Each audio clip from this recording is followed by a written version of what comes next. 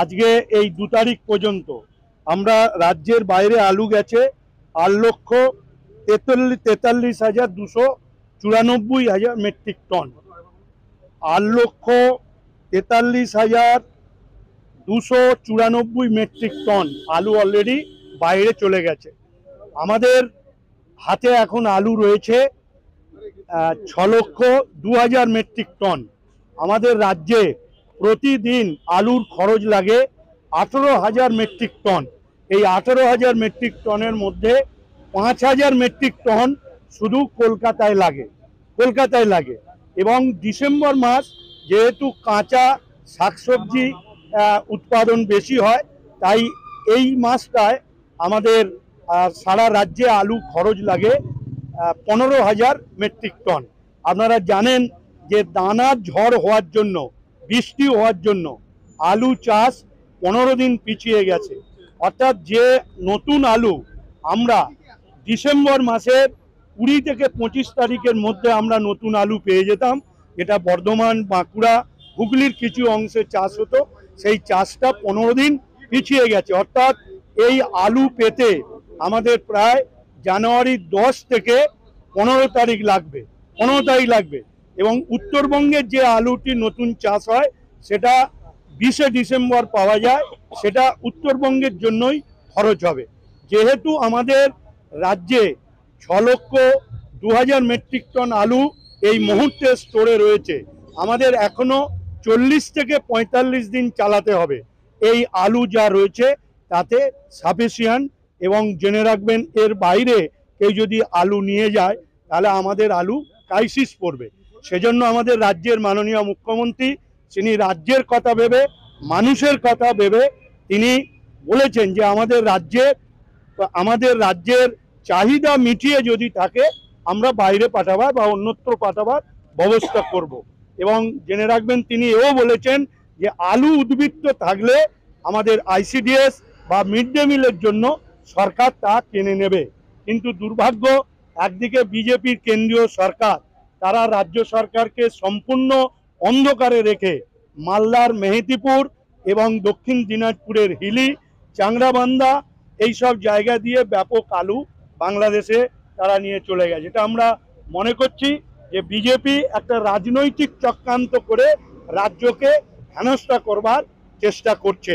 এবং ব্যবসায়ীরা তারা অধিক মুনাফা লাভের জন্য তারা বাইরে নিয়ে যাওয়ার তাগিদে তারা এখন বন্ধ ডাকছে, কর্মবিরতি করছে। এটা মনে করতে দিচ্ছে যে সিপিএম এর আমলে তারা এইসব করত। আমরা স্থির বিশ্বাস যে আমাদের এই প্রগতিশীল আলু ব্যবসায়ী সমিতিতে সিপিএম এর প্ররোচনায় পড়ে তারা সরকারকে না জানিয়ে হঠাৎ করে কর্মবিরতি তারা করছে। এবং এর আগেও আমরা বলেছিলাম যে আমাদের লিখিত দিন, সরকার আলোচনার জন্য প্রস্তুত রয়েছে সর্বদিক দিয়ে এবং সরকারের সদিচ্ছা রয়েছে, কিন্তু তারা কোনো কর্ণপাত করেনি। রাজ্যের মুখ্যমন্ত্রী সহ আমরা 4 বার প্রগতিশীল আলু ব্যবসায়ী সমিতিকে বলেছিলাম যে কলকাতার রেটটা যেন 30-এর নিচে থাকে, কিন্তু প্রতিবারই আশ্বাস দেয় তারা করতে পারে না। এবং আমরা বলেছিলাম হুগলি জেলার রতনপুর, ধনিয়াখালী, তারকেশ্বর, কুমরুল এবং মেমারি যে আলুগুলো কলকাতায় আসে, যারা আলু এখানে সাপ্লাই দেয়, তাদের চালান যাতে 26 টাকা কেজি দরে থাকে, সেই চালান দিন। আমরা সেই 26 টাকার চালান ধরে কলকাতার খুচরো মার্কেটগুলোকে আমরা সতর্ক করব যে 30 টাকা নিতে হবে, কিন্তু তারা 26 টাকার চালান দিতে পারেনি।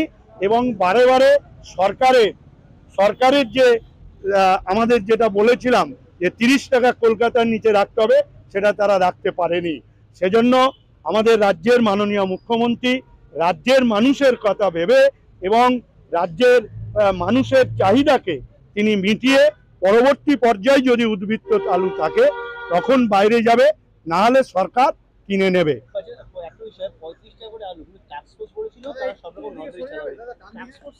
দেখুন, এটা সম্পূর্ণভাবে আলু ব্যবসায়ী সমিতি তারা, আমি প্রথমেই বলেছি যে 300 টাকা প্যাকেটে লাভ করেছে, এর থেকেও তারা অতিরিক্ত লাভের জন্য তারা ওই জায়গা থেকেই বন্ড এবং রেডি আলু বেশি করে দাম দিয়ে বিক্রি করার জন্য তারা খুচরো মার্কেটে পাঠাচ্ছে এবং খুচরো মার্কেটের দাম বাড়ছে।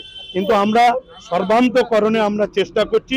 আপনারা জানেন যে সুফল বাংলায়, কলকাতায় সুফল বাংলায় আমরা 26 টাকা করে আলু দিচ্ছি এবং জেলাগুলোতে আমরা 25 টাকা করে দিচ্ছি এবং স্থায়ী অস্থায়ী মিলিয়ে প্রায় 594টি রাজ্যের কাউন্টার থেকে আমরা 26 টাকা এবং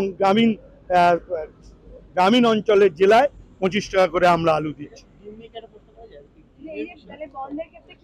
বন্ধের ক্ষেত্রে ওনারা আমরা যে তথ্য ওনাদের কাছে তুলে ধরেছি যে আমাদের রাজ্যের কত খরচ যে এবং কত রয়েছে, এই তথ্যই তারা সহমত পোষণ করেছেন এবং বলেছেন আমরা সরকারের পাশে রয়েছি।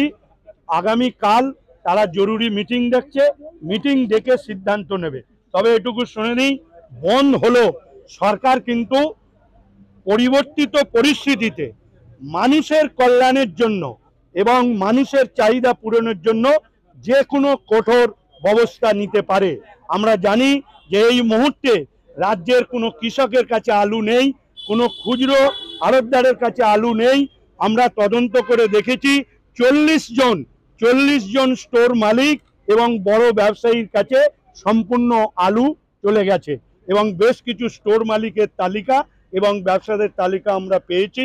আমরা যেহেতু আজকে সোমবার অফিস খুলেছে, আমরা আজ থেকে আমরা আরো বেশি তদন্ত করা শুরু হয়েছে এবং প্রয়োজনে সরকার কড়া ব্যবস্থা নিতে প্রস্তুত।